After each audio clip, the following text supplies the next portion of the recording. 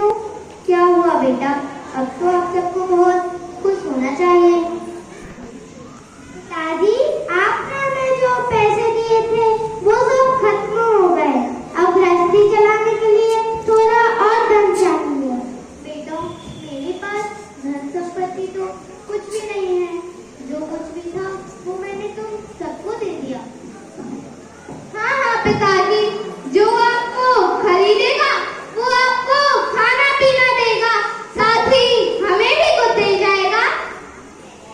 बेटो, मैंने तुम्हारा बचपन से ही इतना लाड प्यार से पालन पोषण किया और 5 साल की आयु में तुम्हारी माँ चली गई। मैंने माता और पिता दोनों का फर्ज निभाया। तुम्हें कभी भी किसी भी चीज की कभी कमी नहीं होने दी। मैंने तुम्हें ऐसे संस्कार तो नहीं दिए थे बेटा। भगवान, क्या यही दिन देखने के लिए तूने मुझे जीवित रखा था?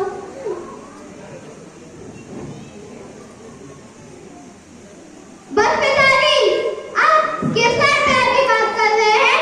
ये तो प्रत्येक पिता का फर्ज है और ये कर्तव्य आपने भी निभाया है। हर पिता का फर्ज बेटा। बेटा, क्या ये जो तुम कर रहे हो ये बेटे का फर्ज है? बेटा, एक बार अपने पिता के बारे में सोच लो। क्या ये तुम अपने पिता के साथ उचित कर रहे हो? बस पिताजी, अब बहुत हुआ। अब लगता है आपको अपना सामान बांट लेना चाहिए। यही दिन देखने को रह गया था।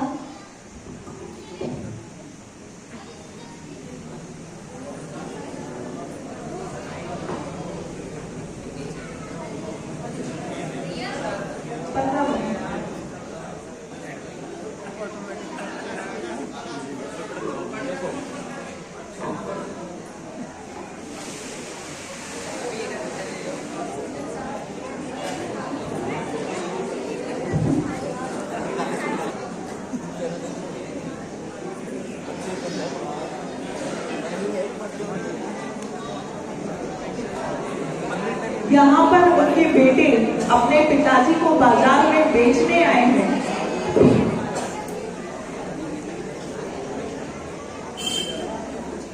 देखिए वो बाजार का दृश्य जहाँ पिताजी बिक रहे हैं।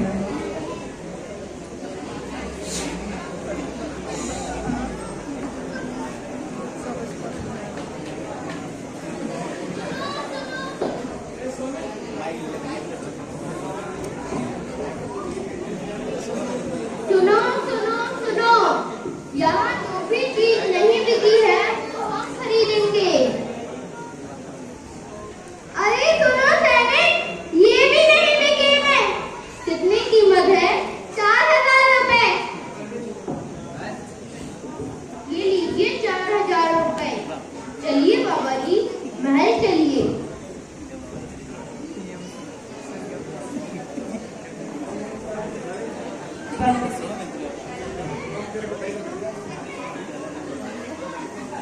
बेटो, बेटो, तुम सब अपना और बहुओं का ध्यान रखना। बेटो, इसमें तुम्हारी कोई गलती नहीं। इसके लिए तुम खुद को दोषी ना समझना। ये तो मेरे ही पाप कर्म का उदय था। मैंने ही पूर्व में कुछ ऐसा कार्य किया होगा जिसका फल मुझे अभी मिल रहा है। पर्दा गिरा दिया।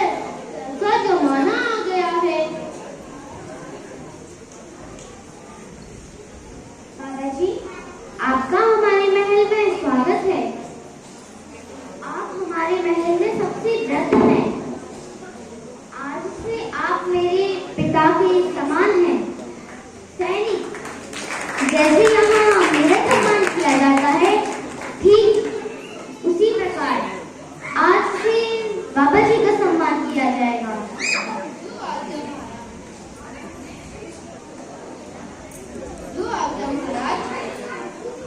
राजन, मैं आपका आभारी हूँ। नहीं बाबा जी नहीं, आभार तो हमें व्यक्त करना चाहिए। हम हमेशा से चाहते थे कि हमारे महल में एक बुजुर्ग व्यक्ति हो जिसके अनुभव हमें समय समय पर प्राप्त होते रहे। आपने हमारे महल में प्रवेश कर अपनी छत्र छाया में रहने का अवसर दिया है। धन्य हूँ मैं, धन्य हो गया, धन्य हो गया, मैं धन्य हो गया। आइए बाबा जी बैठिए। इस प्रकार सेठ जी ने उस अभागे पिता का अपने महल में पिता के समान मान सम्मान किया। उनकी छोटी से लेके बड़ी से बड़ी जरूरत और आवश्यकता का ध्यान रखा। देखो ना पुण्य का प्रताप, कहाँ स्वयं उनके बेटों ने तो उन्हें बेच दिया और कहाँ ये राज दरबार के सुख सुविधा जो प्रत्येक व्यक्ति को आसानी से प्राप्त नहीं होती। क्या ये सुख सुविधा, ये पुण्य का प्रताप ऐसे ही बना रहेगा या पाप का उदय वापस आकर सब कुछ बिखेर देगा? ये देखने के लिए चलते हैं अगले दृश्य की ओर। अगले दृश्य में एक पड़ोसी राज्य के राजा ने अपने दूत के माध्यम से कुछ प्रश्न भेजे हैं, जिन्हें सुनकर राजा सहित सभी मंत्रियों के होश उड़ गए। क्या था उन प्रश्नों में जो सभी शांत हो गए? चलिए देखने के लिए चलते हैं अगले दृश्य की ओर। दूत का प्रवेश। महाराज की जय हो। महाराज, हमारे राजा ने 4 प्रश्न भेजे हैं और इस प्रकार कहा है कि अगर आप इन प्रश्नों का उत्तर दे देते हैं तो वो योगी बनकर अपना राज्य आपको सौंप देंगे।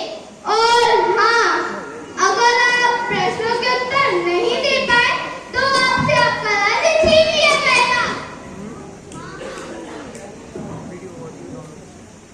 हाँ, मैं पूरी कोशिश करूंगा, पर पहले प्रश्न तो बताओ। तो सुनिए महाराज, पहला प्रश्न है, यहाँ भी है और वहाँ भी है। दूसरा प्रश्न है, यहाँ है पर वहाँ नहीं। तीसरा प्रश्न है, यहाँ नहीं है पर वहाँ है। और चौथा प्रश्न है, यहाँ भी नहीं है, वहाँ भी नहीं है। अरे, ये क्या प्रश्न हुआ? इनका तो कोई उत्तर ही नहीं है। महाराज, हम आपके प्रश्नों के उत्तर का इंतजार करेंगे। महाराज की जय हो, महाराज की जय हो। अरे मंत्रियों, क्या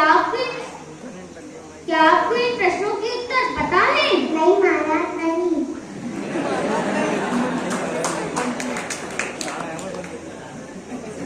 महाराज, लगता है आप प्रश्न सुनकर चिंतित हो गए हैं। हाँ बाबा जी, समय पूरा होने में देरी नहीं लगेगी। प्रश्न बड़े कठिन नजर आते हैं। महाराज, आप चिंता न करें। कैसे न करें? यदि हम इन प्रश्नों के उत्तर नहीं दे पाए तो हमारा राज्य हमारे हाथ से चला जाएगा। महाराज, प्रश्न बहुत ही सरल है। क्या कहा? प्रश्न सरल है? क्या आपको इन प्रश्नों के उत्तर पता है? यदि आपने इन प्रश्नों के उत्तर दे दिए तो मैं अपना आधा राज्य आपको दे दूंगा। हाँ महाराज, मुझे 4 लोगों की आवश्यकता है जो मेरे प्रश्नों का उत्तर बन सके। वह 4 मनुष्य कौन हैं? तो सुनिए महाराज, पहला, मुझे एक सेठ चाहिए जो बहुत धनवान हो। दूसरा, मुझे एक यज्ञी व्यक्ति चाहिए जो बहुत व्यसन करता हो। तीसरा, एक संत चाहिए जो तपस्या करता हो। चौथा, एक लकड़हारा चाहिए जो लकड़ी काटता हो। वह तो मैं अभी बुला लेता हूँ। यदि ये 4 मनुष्य मुझे मिल गए तो मैं आपके प्रश्नों के उत्तर हल कर दूंगा। जाओ, जाकर इन 4 व्यक्तियों को राज्य से ढूंढ कर लाओ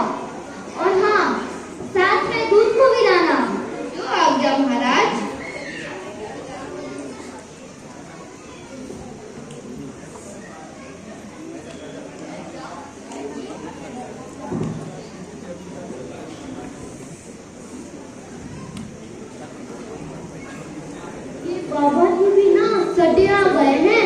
राजनीति के चक्कर में राज्य गंवा देंगे। पता नहीं अब क्या होगा। पर्दा बंद करो।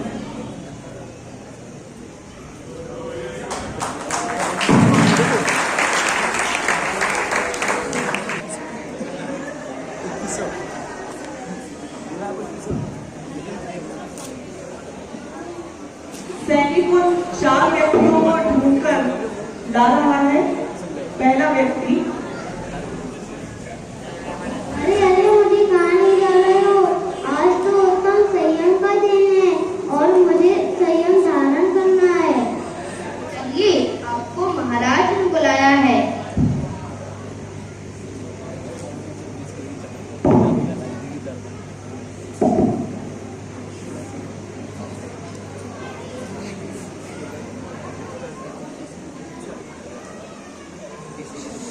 दूसरा व्यक्ति जो कि एक व्यसनी व्यक्ति है, शराबी है। कहाँ ले जा रहे हो? मुझे मेरा घर नहीं। ये आपको महाराज ने बुलाया है।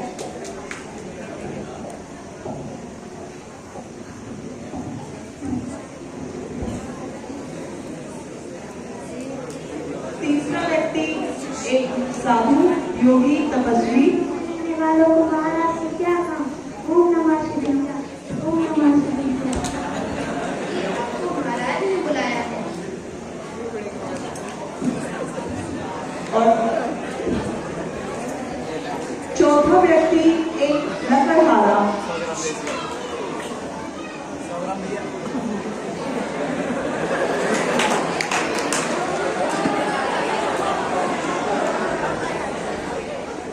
आए आए मैंने खोया प्राण किया।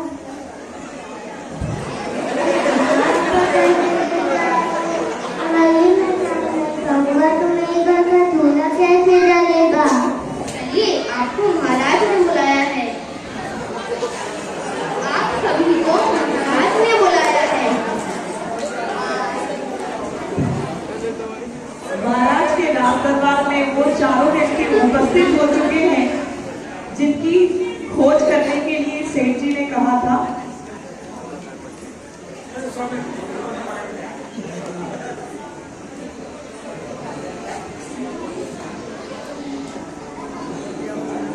महाराज, आपने हमें क्यों बुलाया? आप सभी को कोई सजा नहीं दी जा रही है। आप सभी मेरे प्रश्नों के उत्तर में अरे सैनिक दूध को नहीं लाए? लाए हैं ना महाराज। महाराज की जय हो। महाराज, क्या आपको प्रश्नों के उत्तर मिले? हाँ, हम आपके प्रश्नों के उत्तर सही रूप से लाए हैं। उत्तर हमारे बाबा जी बताएंगे। हाँ हाँ, तो जल्दी बताइए बाबा जी। पहला प्रश्न है, यहाँ भी है और वहाँ भी है। इसका उत्तर है ये सेठ जी, इनके पास अभी बहुत धन है और ये धन नेक कार्य में खर्च कर रहे हैं, जिससे इनके पास यहाँ भी है और आगे भी रहेगा, अर्थात कहाँ भी रहेगा। ये तो बिल्कुल सही है। और दूसरे प्रश्न का उत्तर है ये व्यक्ति माइक पास में कीजिए। ये अभी बहुत मेहनत करते हैं।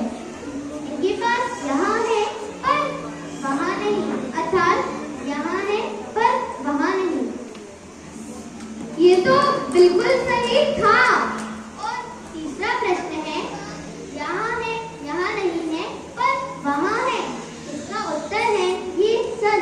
इनके पास यहाँ भले ही कुछ ना हो पर आगे बहुत कुछ है, अर्थात यहाँ नहीं पर वहाँ है। क्या बात है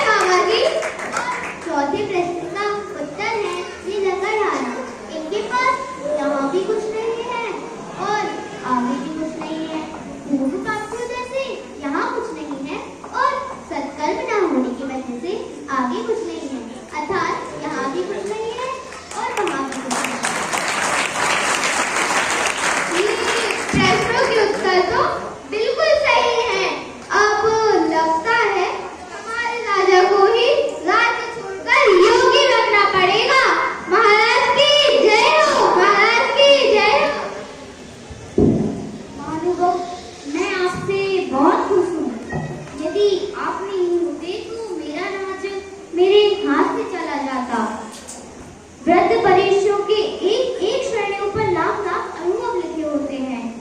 आप मेरा आधा राज्य स्वीकार करें। महाराज, आप अपना आधा राज्य मुझे दे तो रहे हैं, पर इस स्वार्थ के संसार में मेरा मन टूट चुका है।